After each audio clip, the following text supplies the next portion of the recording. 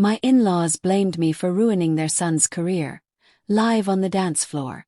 The music stopped. The entire ballroom fell silent. And there I was, standing in the middle of the dance floor with mascara running down my cheeks, facing the two people who had just destroyed my marriage with 8 words. She's the reason our son's career is over. Let me tell you something about family. Sometimes the people who are supposed to love you the most are the ones who know exactly how to cut the deepest. Sometimes they wait for the perfect moment, the most public stage, to deliver the blow that changes everything. And sometimes, just sometimes, that moment becomes the catalyst for discovering who you really are. My name is Elena Martinez Sinclair, and this is the story of how I lost everything I thought I wanted and found everything I never knew I needed, all in one devastating, beautiful night. The Grandview Country Club was decorated like something out of a fairy tale. Crystal chandeliers cast dancing shadows across the polished marble floors, and white roses climbed every available surface. It was Marcus's parents' 35th anniversary party, and Patricia Sinclair had spared no expense. 300 guests, a 12-piece orchestra, and enough champagne to float a small yacht. I should have known it was a trap. I stood at the edge of the ballroom, smoothing down my emerald green silk dress, the one Marcus had picked out specifically for tonight. "You look stunning, babe," he'd whispered in my ear just an hour ago, his hands warm on my bare shoulders. "Mom's going to love it. Mom's going to love it." God, how naive I'd been. The irony wasn't lost on me that I was wearing the color of money, because money was exactly what this whole nightmare was about. Money, status, and a family dynasty that I apparently had no place in. "Elena, darling." Patricia's voice cut through my thoughts like a knife wrapped in silk. She appeared beside me as if materializing from thin air, resplendent in champagne-colored Valentino. Her silver hair swept into an elegant chignon that probably cost more than my monthly salary. "There you are. We've been looking everywhere for you." My stomach dropped. When Patricia said "we," it always meant she and her husband Richard were forming a united front, and that never ended well for anyone in their crosshairs. "Mrs. Sinclair," I said, forcing a smile. "The party is absolutely beautiful. You've outdone yourself." Her laugh was like wind chimes in a thunderstorm, beautiful and ominous. "Oh, you're too kind. Though I suppose you would know about putting on appearances, wouldn't you?" Before I could process what she meant by that, Richard appeared at her elbow. Marcus's father was a tall, imposing man with steel-gray hair and eyes that missed nothing. He'd built his law firm from the ground up and had the kind of presence that made witnesses confess just by walking into a courtroom. "Elena," he said, his voice carrying that particular tone that meant I was about to be cross-examined. "We need to talk." "About what?" I asked, though part of me already knew. This had been building for months. The subtle digs, the meaningful glances, the way they'd grown colder and more distant since Marcus had made his announcement. "About our son's future," Patricia said, her smile sharp enough to cut glass. "Or rather, what's left of it." The music swirled around us, couples spinning and laughing, completely oblivious to the conversation that was about to change my life forever. I caught sight of Marcus across the room, deep in conversation with his uncle about some business deal. He looked so handsome in his tuxedo, his dark hair perfectly styled, his face animated as he gestured enthusiastically. My husband of 2 years. The man I'd fallen in love with at first sight when he'd asked me to dance at my best friend's wedding. The man who'd proposed to me on a beach in Santorini while the sun painted the sky in shades of pink and gold. The man whose parents had just delivered an ultimatum I was only beginning to understand. "I don't know what you mean," I said, though my voice sounded weak even to my own ears. Richard stepped closer, and I caught a whiff of his expensive cologne mixed with a sharp scent of ambition and disappointment. "Don't play coy, Elena. You know exactly what we mean." Marcus turned down the partnership at Richardson and Associates. A partnership that would have set him up for life, that would have given him everything he's ever worked for. And do you know why he turned it down? My mouth went dry. Because he wants to start his own non-profit firm. Because he wants to help people who can't afford. "Because of you," Patricia interrupted, her voice rising just enough to make a few nearby couples glance our way. Because you filled his head with all that nonsense about following his passion and making a difference. As if making a difference doesn't start with making smart career choices. The accusation hit me like a physical blow. Yes, I had encouraged Marcus to follow his dreams.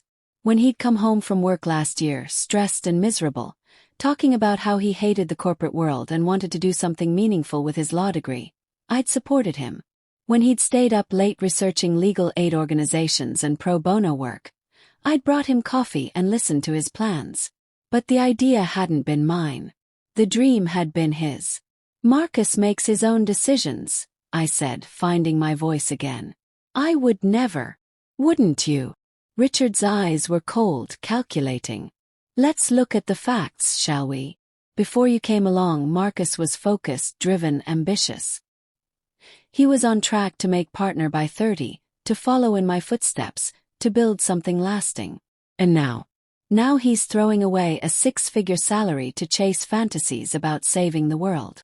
It's not a fantasy, I protested, but even as I said it, I could feel doubt creeping in. Had I influenced him too much? Had my own background growing up in a working-class family where my parents struggled to make ends meet colored my perspective? Had I pushed him toward a path that would ultimately hurt him? Isn't it? Patricia's voice was deceptively gentle now, like a mother comforting a child who didn't understand why their pet had to be put down. Elena, dear, I know you mean well. But you have to understand, you and Marcus come from very different worlds. You simply don't have the experience to understand what you're asking him to give up. Different worlds. There was the real issue. Not that I'd influenced Marcus, but that I wasn't one of them. That I'd grown up in a 3-bedroom ranch house instead of a mansion.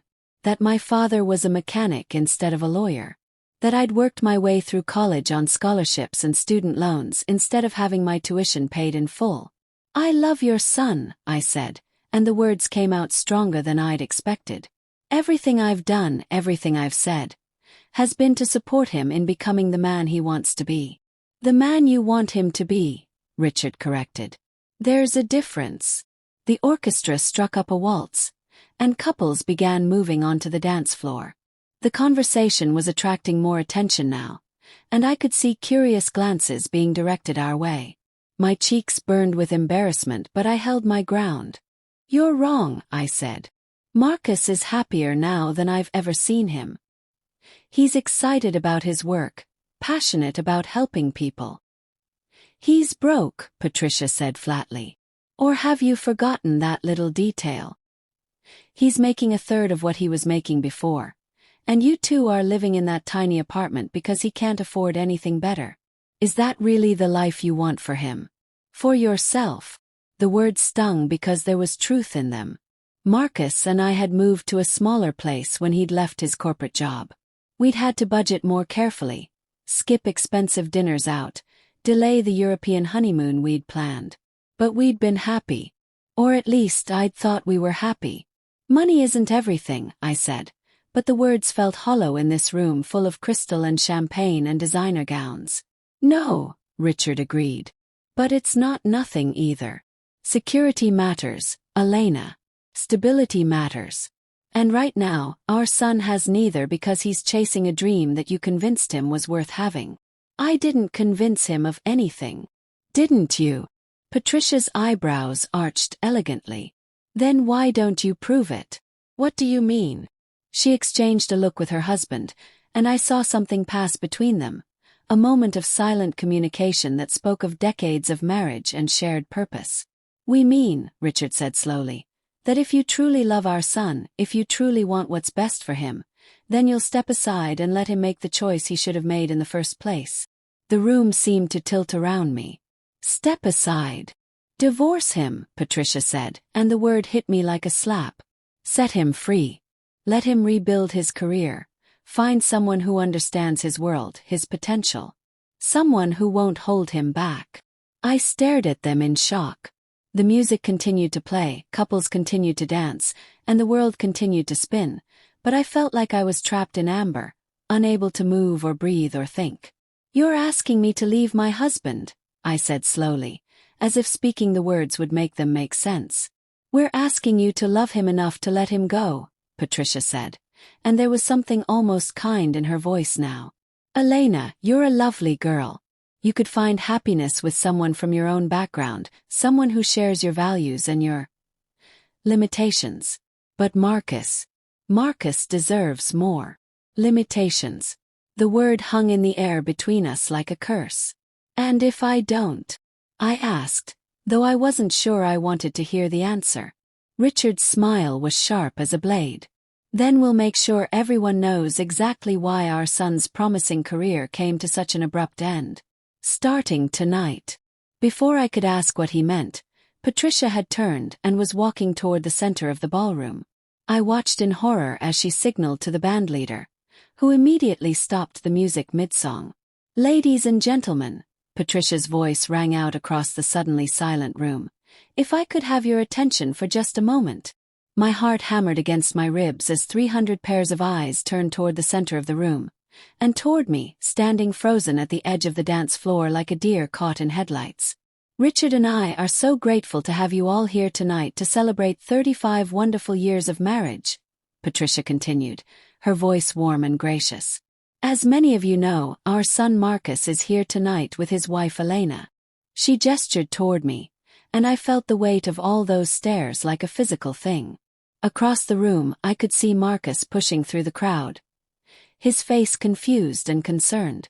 "We couldn't be prouder of Marcus," Patricia went on, and there was something in her tone now that made my skin crawl. "Even though his recent career change has been challenging for our family."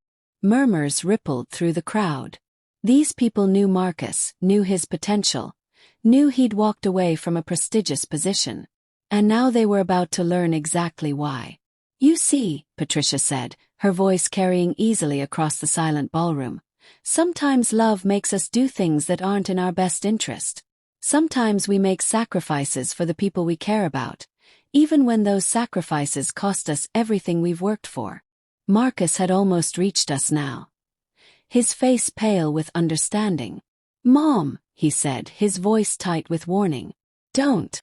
But Patricia wasn't finished. She turned to face me directly, and in her eyes I saw 35 years of social climbing, 30 years of building the perfect family image, and decades of disappointment about to be unleashed on me. "Ladies and gentlemen," she said, her voice rising with each word, "I'd like you all to meet the woman who convinced our son to throw away his future. The woman who turned our ambitious, successful boy into someone we barely recognize. The woman who—" "Stop!" The word tore from my throat before I could stop it, loud enough to echo off the vaulted ceiling. The room fell dead silent, and I realized that every single person at the party was staring at me with a mixture of shock and fascination. My face burned with humiliation, but something else was rising inside me too. Something that had been building for months of subtle insults and patronizing comments and being treated like I wasn't good enough for their son. "Rage. You want to know the truth," I heard myself saying, my voice carrying clearly across the ballroom. "You all want to know why Marcus left his job at Richardson and Associates." "Elena, don't," Marcus started, but I was beyond caring about propriety or keeping family secrets. "He left," I continued, turning slowly to address the entire room, "because he was miserable. Because he came home every night sick to his stomach about the cases he was working on, the clients he was representing, the person he was becoming in that corporate world." Gasps and murmurs rippled through the crowd, but I pressed on. "He left because he wanted to use his talents to help people who actually needed help, not to line the pockets of corporations that already have more money than they know what to do with." "Elena, please," Patricia said, her mask of civility starting to slip. "This isn't the time or place." "No," I laughed, and the sound was sharper than I'd intended.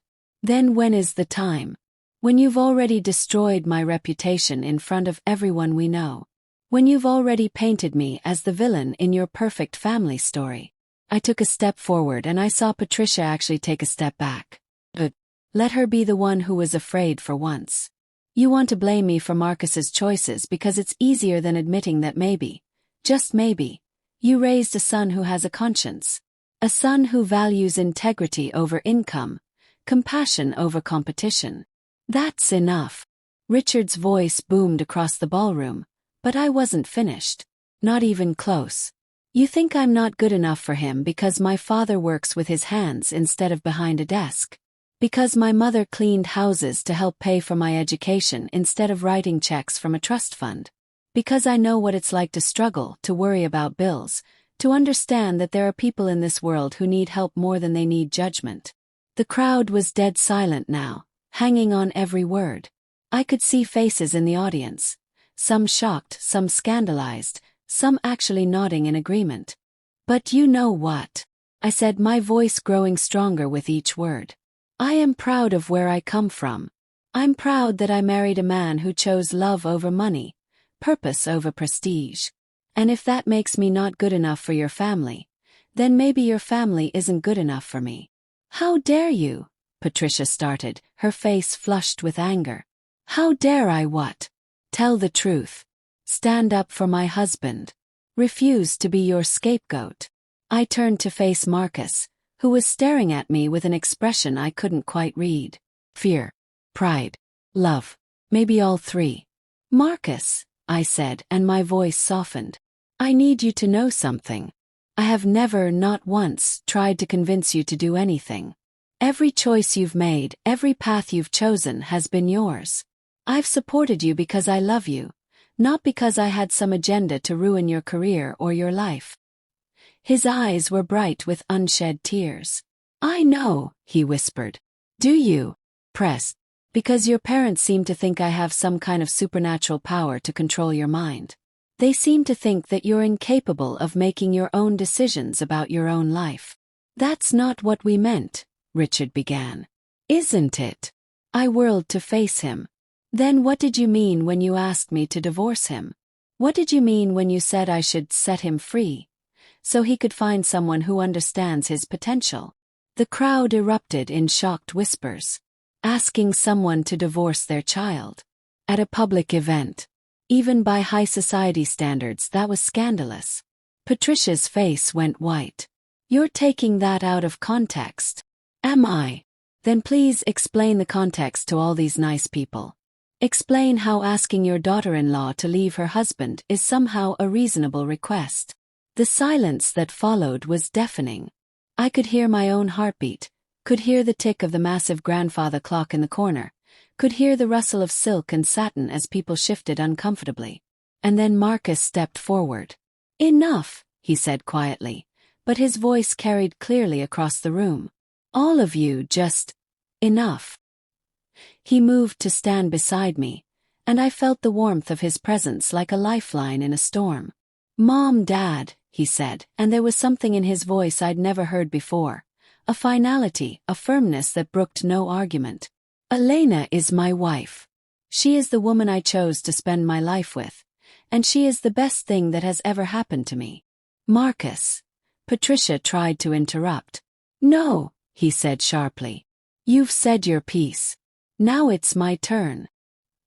He took my hand, and his fingers were steady and strong around mine. 2 years ago I was successful on paper. I had the right job, the right salary, the right trajectory. I also hadn't slept through the night in months. I was drinking too much, working too much, and I felt like I was slowly disappearing inside a life that looked perfect from the outside but was killing me from the inside. His voice grew stronger, more confident. And then I married Elena. Not because she told me to change my life, but because she loved me enough to listen when I said I was unhappy. She loved me enough to support me when I decided to take a risk. She loved me enough to move to a smaller apartment, to skip expensive vacations, to build a life based on something more meaningful than a bank account balance. I squeezed his hand, tears streaming down my face. You want to know why I left Richardson and Associates? Marcus continued, addressing the room now.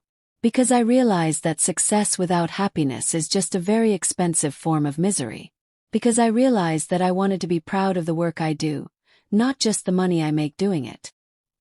He turned to face his parents directly. And if you can't understand that, if you can't respect the choices I've made as an adult, as your son, then maybe Elena was right. Maybe this family isn't good enough for us. The ballroom erupted in chaos. Some people started clapping, others began talking loudly among themselves, and Patricia looked like she was about to faint. "You'll regret this," Richard said, his voice low and dangerous. "Both of you. You think love is enough. You think passion pays the bills. You'll come crawling back when reality hits, and we won't be here waiting. Then I guess we'll have to find a way to survive without you," Marcus said. And with that, he led me off the dance floor, through the crowd of shocked guests, and out into the night.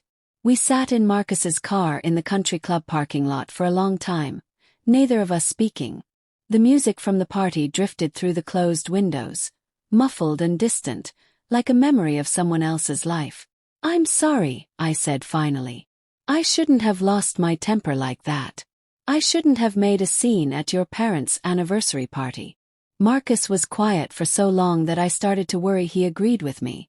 That maybe I really had gone too far, said too much, burned bridges that couldn't be rebuilt. "Elena," he said finally, and when I looked at him, he was smiling. Actually smiling. That was the most incredible thing I've ever seen. Incredible. I stared at him.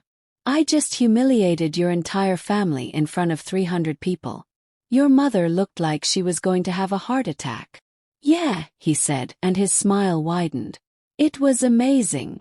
I started laughing then, a slightly hysterical sound that turned into something closer to sobbing. Marcus reached over and pulled me into his arms as best he could in the confines of the car. "I thought you were going to be furious," I whispered against his shoulder. "I was furious," he said. "Just not at you. Elena, I am so sorry. I knew they didn't approve of our marriage, but I had no idea they would go that far. Asking you to divorce me. In public. That's..." He shook his head. "That's unforgivable." "They love you," I said, because despite everything I believed that was true. "They think they're protecting you. They think they own me," he corrected. "There's a difference." We sat in comfortable silence for a while, watching other party guests leave the club. Some of them looked our way as they passed, and I could only imagine what they were thinking. "What happens now?" Yes. Marcus was quiet for a moment, considering. "Now we go home," he said. "To our tiny apartment with the leaky faucet and the neighbors who play music too loud. We order Chinese takeout because we're too tired to cook. And tomorrow we start building the life we actually want instead of the one other people think we should have." "And your parents?" he sighed. "I don't know. Maybe they'll come around eventually. Maybe they won't. But Elena, I need you to know something." He turned in his seat to face me fully. "Every choice I've made in the past 2 years, leaving Richardson and Associates, starting my own practice, choosing to focus on pro bono work, every single one of those decisions was mine. Not because you convinced me or manipulated me or pushed me into it. Because you loved me enough to support me when I finally got brave enough to live authentically." "But what if they're right?" I asked, voicing the fear that had been growing inside me all evening. "What if I am holding you back? What if you would be happier?" "Stop," he said firmly. "Elena, do you want to know when I knew I was going to marry you?" I shook my head, curious despite everything. It was 3 months after we started dating. We were walking past that homeless shelter downtown, and there was this guy sitting outside with a sign asking for help. You stopped and talked to him for 20 minutes. Not just gave him money, you talked to him. Asked his name, asked about his story. And when we walked away, you said, "Everyone deserves to be seen as human." He reached over and brushed a tear from my cheek. "That's when I knew. Not because you were beautiful, though you are. Not because you were smart or funny or any of the other things I loved about you. But because you had compassion. Because you saw the world the way I wanted to see it but was too scared to try. Marcus. You didn't change me, Elena. You helped me become who I was always supposed to be." 3 weeks later, we were having coffee in our tiny kitchen when the doorbell rang. Marcus and I looked at each other. We weren't expecting anyone, and most of our friends called before coming over. When Marcus opened the door, Patricia was standing there looking smaller and more fragile than I'd ever seen her. She was dressed simply in a navy dress and cardigan, her usually perfect hair slightly mussed, her makeup minimal. "Hi, sweetheart," she said softly. "Can I come in?" Marcus hesitated, and I could see the war playing out on his face. Love, hurt, anger, hope, all battling for dominance. "Please," Patricia added, and there was something in her voice I'd never heard before. Humility. Marcus stepped aside, and Patricia entered our small living room. She looked around, taking in our mismatched furniture, the law books stacked on every available surface, the photographs of our wedding day displayed prominently on the mantelpiece. "It's lovely," she said, and she sounded like she meant it. "Very warm." We sat awkwardly on the couch, Marcus and me on one side, Patricia perched on the edge of the chair across from us like she might need to make a quick escape. "I owe you both an apology," she said without preamble. "What happened at the party? There's no excuse for that." "None." Marcus remained silent, but I could feel the tension radiating from his body. "I've been thinking a lot about what you said that night, Elena. About Marcus being miserable at his old job. About him having a conscience. And I realized..." She paused, her hands twisting in her lap. "I realized I hadn't really looked at my son, really seen him, in a very long time." "Mom," Marcus started, but she held up a hand. "Please, let me finish. This is hard enough as it is." She took a shaky breath. "When Marcus was growing up, Richard and I worked so hard to give him opportunities we never had. We wanted him to be successful, to be secure, to never have to worry about money the way we did when we were young. This was news to me. I'd always assumed the Sinclairs had been wealthy forever." "You didn't know that, did you?" Patricia said, noticing my expression. "That Richard started his firm with $500 and a dream. That we lived in a one-bedroom apartment for the first 3 years of our marriage, eating ramen noodles and generic cereal." I shook my head, stunned. "We worked so hard to build this life, to create security for our family. And somewhere along the way I think we forgot that there are different kinds of security. Financial security, yes, but also emotional security. The security of knowing you're living according to your values, of knowing you're proud of the work you do." She looked directly at me then. "Elena, I want you to know that my objections to your marriage had nothing to do with your background. Nothing to do with your parents, or your upbringing, or your worth as a person." "Then what?" "Fear," she said simply. "I was afraid that if Marcus chose a different path, he would struggle the way Richard and I struggled. That he would face the kind of financial stress that nearly broke us apart in those early years. I thought I was protecting him." Marcus leaned forward. "Mom, you never told me any of this." Patricia's laugh was shaky. "Because I was ashamed. Ashamed that we hadn't always been successful. Ashamed that I was so afraid of going backward that I couldn't see you were trying to move forward." She reached into her purse and pulled out a newspaper clipping. "This was in the Tribune last week," she said, handing it to Marcus.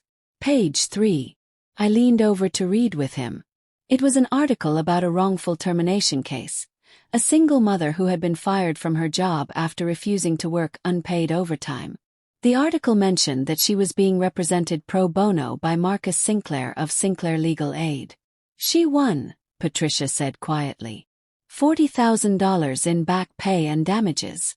Enough to keep her apartment, to buy school supplies for her kids. Marcus looked up from the article, his eyes bright. "The reporter called to ask me about my son," Patricia continued. "About the work he's doing.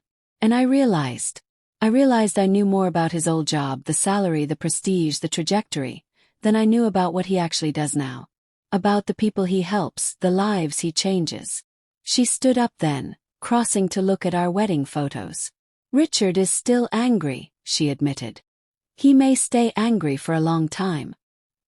He sees this as a betrayal of everything he worked for. But I see it differently now." She turned back to face us. "I see it as you becoming the man I raised you to be.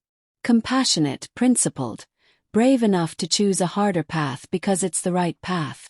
Patricia came back to her chair, but instead of sitting down, she knelt in front of me. The gesture was so unexpected, so out of character for this proud, elegant woman, that I gasped. "Elena," she said, her voice thick with tears. I am so very sorry. For what I said about you, for what I asked of you, for trying to destroy your marriage to save what I thought was my son's future. You were right that night. Marcus is happier now than I've seen him in years. And that's because of you. Not in spite of you, because of you. I looked down at this woman who had terrorized me, who had made me question my worth and my place in her son's life, who was now kneeling on my living room floor asking for forgiveness. Patricia, I said, and my voice came out as a whisper. I forgive you. She broke down then, sobbing like a child. Marcus and I both reached for her at the same time, pulling her into an awkward three-way hug on our tiny living room floor. I want to be part of this, she said between sobs. Part of your life, your work. I want to understand what you're building instead of mourning what you left behind. You are part of this, Marcus said firmly. You're my mother. Your family. And Elena. She looked at me with red-rimmed eyes. Can you ever forgive a foolish old woman who let fear make her cruel? I thought about that night at the country club. About the humiliation, the anger, the words that couldn't be taken back. I thought about the 3 weeks of silence, of wondering if I'd lost my husband's family forever. And then I thought about what Marcus had taught me about forgiveness. About second chances. About the courage it takes to admit when you're wrong. Yes, I said. I can. 6 months later I was standing in another ballroom. Smaller this time, more intimate, but no less elegant. The venue was the Hotel Phillips downtown, and the occasion was the first annual fundraising gala for Sinclair Legal Aid. I smoothed down my dress, deep blue this time with silver accents, and checked my watch. Guests would be arriving soon. Clients Marcus had helped, other lawyers inspired by his work, donors who believed in providing legal services to those who couldn't otherwise afford them. You look beautiful, Marcus said, appearing at my elbow with a glass of champagne. You clean up pretty well yourself, counselor, I replied, adjusting his bow tie. It had been a remarkable 6 months. Word about Marcus's work had spread, bringing in more clients than he could handle alone. He'd hired 2 associates, recent law school graduates passionate about social justice, and moved the practice to a larger office space. We weren't rich by his parents' standards, but we were comfortable, stable, and most importantly, fulfilled. I still can't believe we pulled this off, I said, looking around the ballroom that we'd spent weeks planning and decorating. We? Marcus laughed. Elena, this was 90% your idea. I never would have thought to organize a fundraiser if you hadn't suggested it. It was true. As Marcus's practice had grown, so had my involvement in it. I'd left my job at the marketing firm to become the nonprofit's full-time development coordinator, using my skills to help raise awareness and funds for their work. It turned out I had a knack for grant writing and donor relations, skills that were just as valuable in the nonprofit world as they were in corporate marketing.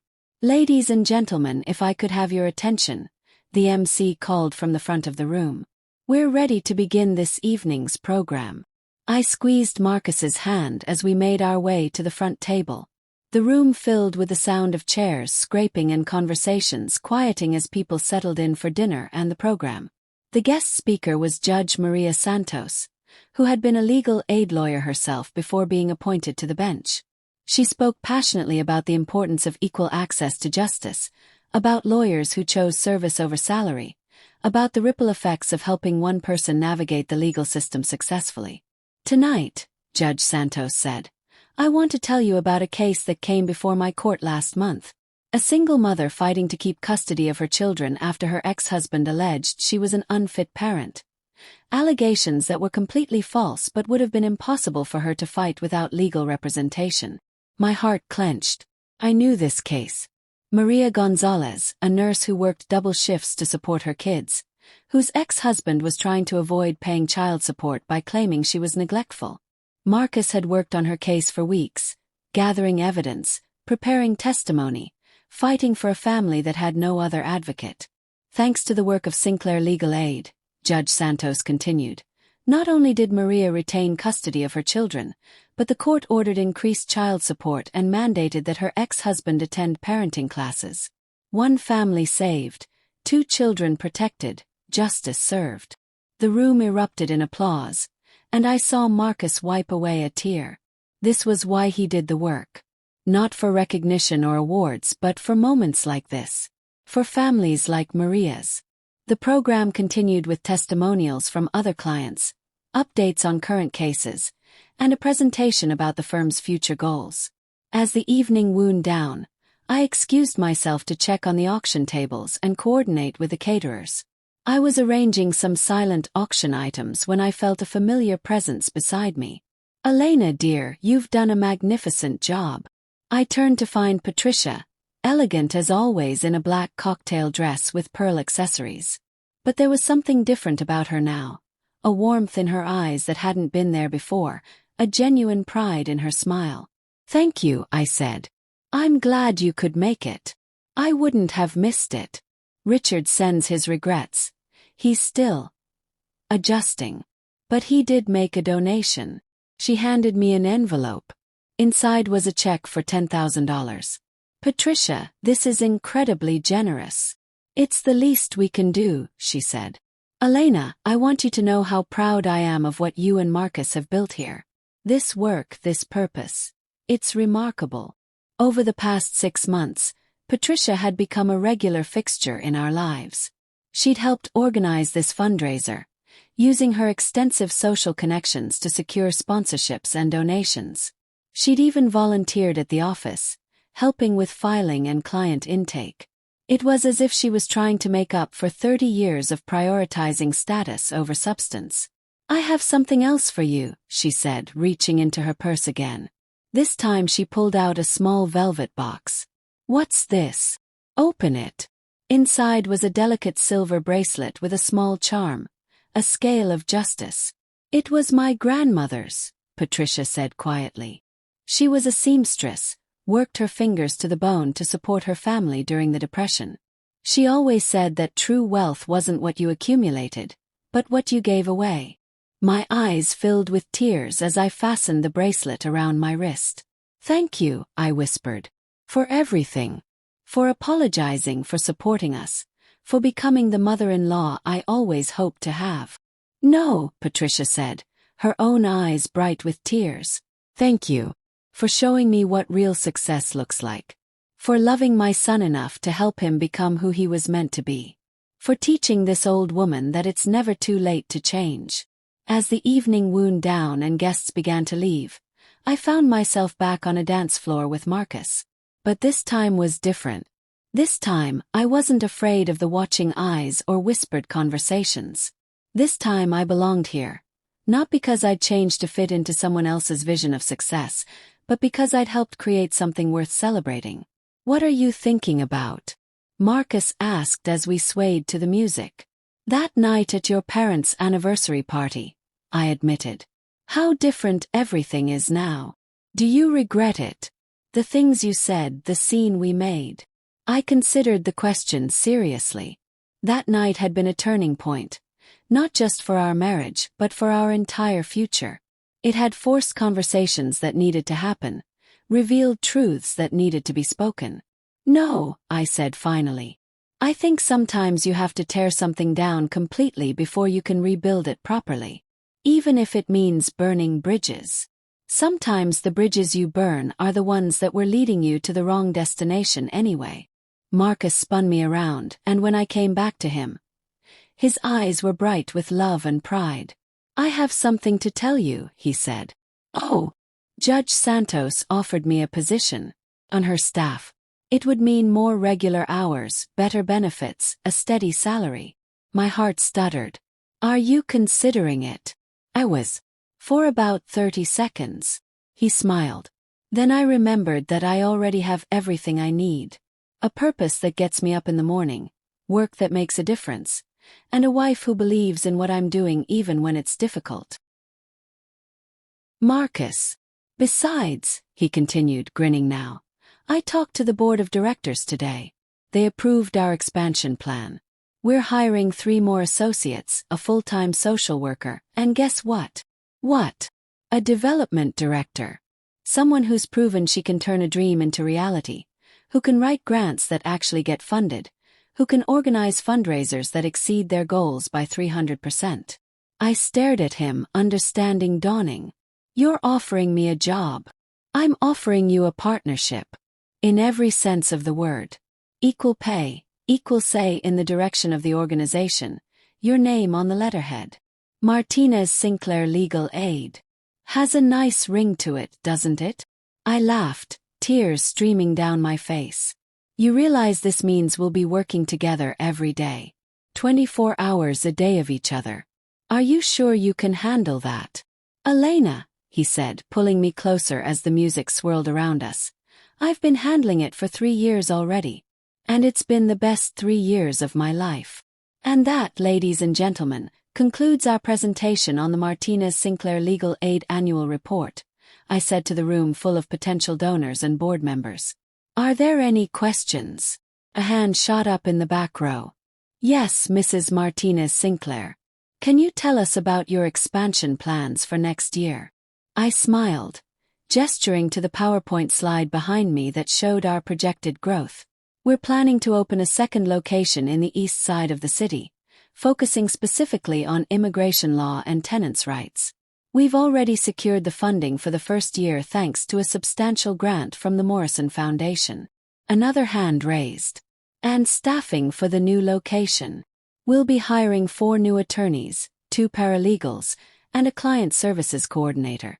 All positions that will be filled by the end of next month. As the meeting wrapped up and people began filing out, I packed up my presentation materials with a sense of deep satisfaction. The organization Marcus and I had built together now employed 18 people and had helped over 2,000 clients in the past year alone. Excellent presentation as always. Came a familiar voice from behind me. I turned to find Patricia, now a regular member of our board of directors, approaching with her usual warm smile. Thank you. Though I have to say, your introduction helped set the tone perfectly. Patricia had become our most effective fundraiser, using her social connections and business acumen to secure donations and grants that kept our doors open and our services free to those who needed them. I had some good news to share with you, she said, settling into the chair beside me. Richard called this morning. I raised an eyebrow. Marcus's father had remained largely absent from our lives, still unable to reconcile himself to his son's career choices. Their relationship was cordial but distant, a source of ongoing sadness for Marcus. He read the article in the Wall Street Journal, Patricia continued. The one about innovative nonprofit models. The one that featured you and Marcus. He nodded. The article had been a surprise. A business reporter had attended one of our fundraising events and been intrigued enough by our model to write a feature piece about mission-driven legal practices. He's proud, Patricia said simply. He may never say it directly, but he called to ask me to tell you both that he's proud of what you've built. That he understands now why Marcus made the choices he did. My eyes filled with tears. It wasn't a full reconciliation, but it was progress. Sometimes that's all families could manage. Small steps toward understanding, gradual healing of old wounds. There's something else, Patricia said, reaching into her purse with a familiar gesture that made me smile. Over the years, she'd developed a habit of surprising us with small gifts and tokens of support. This time it was a photograph. Marcus and me at our first fundraising gala, dancing together while Patricia watched from the background with expression of pure love and pride. I found this when I was going through some old pictures, she said. I thought you might like a copy. I studied the photograph, remembering that night. How nervous I'd been. How uncertain about whether we could really pull off such an ambitious event. How Marcus had whispered in my ear during that dance that he loved me, that he was proud of me, that we were going to change the world together. Patricia, I said, looking up at her. I need to ask you something. Of course. Do you ever regret it? The way everything happened. The confrontation at the anniversary party. The things that were said. She was quiet for a long moment, considering the question seriously. I regret the pain I caused, she said finally. I regret the months of tension and misunderstanding that could have been avoided if I'd been braver about having honest conversations earlier. But do I regret the outcome? Do I regret that my son found the courage to live authentically? That he married a woman who sees his true worth, that he's building something meaningful with his life. She shook her head. Never. Not for a single moment. We sat in comfortable silence for a while, watching the sun set through the conference room windows. In a few minutes, Marcus would finish up with his last client of the day and we'd head home together to our new house. Not a mansion, but a comfortable place with a garden and enough room for the family we were hoping to start soon. Elena, Patricia said suddenly. There's something I've been wanting to tell you. Something I should have said a long time ago. I looked at her expectantly. You were right that night. The party. When you said that Marcus chose love over money, purpose over prestige. I spent so many years thinking that meant he was settling for less, that he was limiting his potential. She paused, her hands folded in her lap. But I understand now that he was actually choosing more. More meaning, more fulfillment, more alignment between his values and his actions. And he could only make that choice because he had someone who believed in his capacity for greatness. Not the kind of greatness that shows up in newspaper business sections, but the kind that shows up in changed lives and saved families and a more just world. Patricia, let me finish, she said gently. You didn't ruin my son's career, Elena. You helped him find his calling. There's a difference, and it took me too long to see it. The door opened then, and Marcus appeared. His tie loosened and his sleeves rolled up from a long day of client meetings and court appearances. Sorry to interrupt, he said, but I saw the light on and wanted to make sure you hadn't been kidnapped by overzealous board members. Just having a chat with your lovely wife, Patricia said, standing and gathering her things. I should head home. Richard's making dinner tonight. His attempt at domestic rehabilitation. She kissed both our cheeks before heading to the door, then paused and turned back. Oh, and Elena, that expansion proposal you presented today. Consider it approved. I'll make some calls tomorrow about additional funding sources. After she left, Marcus came to sit beside me, pulling me into his arms with the easy familiarity of two people who had learned to navigate life as a team. Good meeting, he asked. Very good. Your mother continues to amaze me. Yeah, she's pretty incredible. It's funny. I feel like I'm getting to know her for the first time as an adult. The real her, not the version she thought she needed to be. Kind of like you getting to know yourself, I observed. Kind of like both of us getting to know ourselves.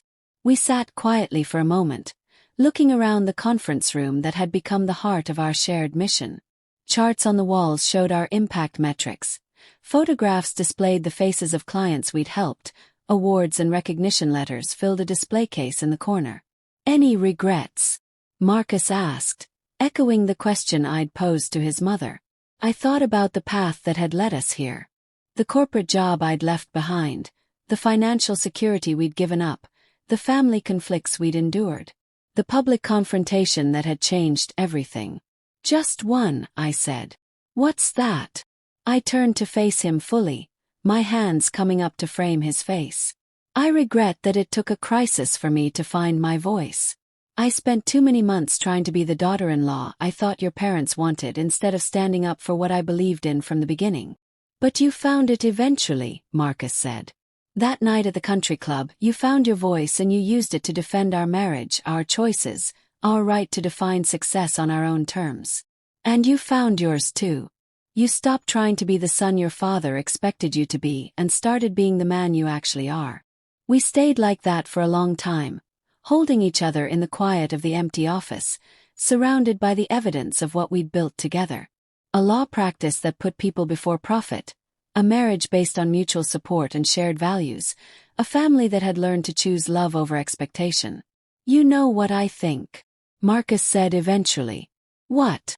I think sometimes the best thing that can happen to a person is having someone believe in them so completely that they finally start believing in themselves. Is that what I did for you? That's what we did for each other. Outside, the city lights were beginning to twinkle as evening settled over the downtown area.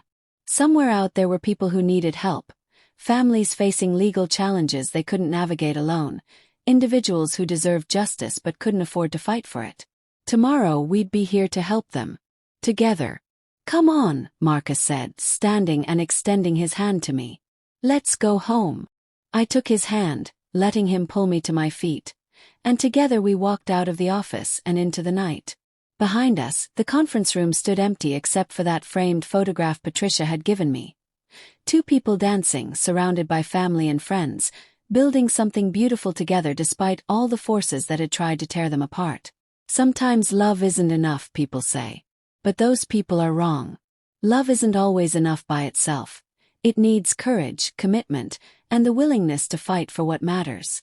But when you have all those things together, when you have someone who believes in your dreams and stands with you when the world tries to convince you those dreams are impossible, when you have a partner who sees your potential and loves you enough to help you become who you're meant to be, that kind of love can change everything. That kind of love can save the world. Or at least it can save your small corner of it. And sometimes that's exactly enough. 3 years after that devastating night on the country club dance floor, Elena Martinez Sinclair stood in her own office, looking at a wall full of thank you letters from clients whose lives had been changed by the work she and her husband did together. The woman who had once been told she was ruining her husband's career had become his full partner in building something more meaningful than either of them could have imagined. Sometimes the worst thing that happens to you becomes the catalyst for the best thing that ever could have happened. Sometimes you have to lose everything you thought you wanted to find everything you never knew you needed. And sometimes when someone tries to tear down everything you've built, the only choice is to stand up, speak your truth, and fight for the right to define success on your own terms. It turns out that's a fight worth having. It turns out that's a fight you can win.